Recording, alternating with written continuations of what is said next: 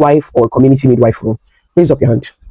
Now, I need you to stop and listen, because your competency set is one of the most transferable in the entire healthcare sector, and nobody is telling you that. Now, let me explain why midwifery specifically produces professionals who are chronically underadvised and that are stuck about their options.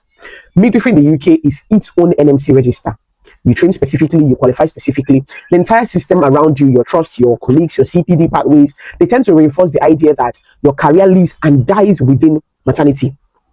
Right? You keep moving from band 5 to band 6 to band 7. Maybe you become a consultant midwife if you're research active, but that is largely where that conversation ends. Now, let us look at what you as a midwife actually have. You have autonomous clinical decision-making experience.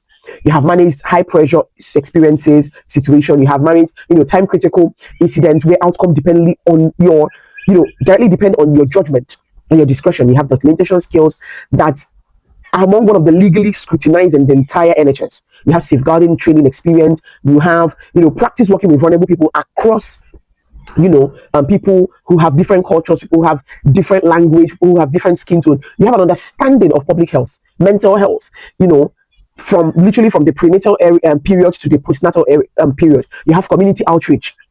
Now, let me show you where those your competency experiences travels. Look at safeguarding roles within local authorities and NHS trusts.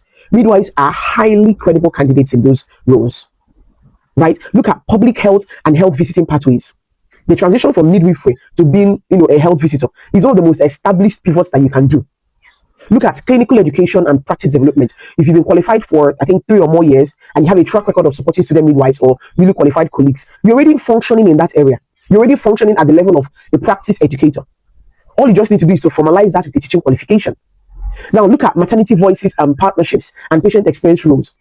NHS trusts, they employ coordinators who lead, and work with service users to improve maternity care. And your clinical credibility, combined with any experience in feedback or in service improvement, makes you an amazing, strong candidate. Now, even for internationally trained midwives who are here in the UK, you're working through NMC adaptation programs, or you're waiting for your full registration, whatever route you want to take, all of these same principles apply.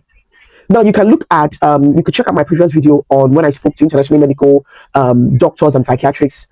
That same principle also applies to you. Just build a competency bridge. Now, I'm not saying that a competency bridge, automatically disqualifies getting, the formal qualification in that new area, but at least it gives you a shot from ground zero to working with an organization that will now sponsor you to get that qualification, instead of you now being self-funded. All you need to do is to own your experience, translate the context of your experience into the language that the UK sees, frame it as competency, not as background disclaimer.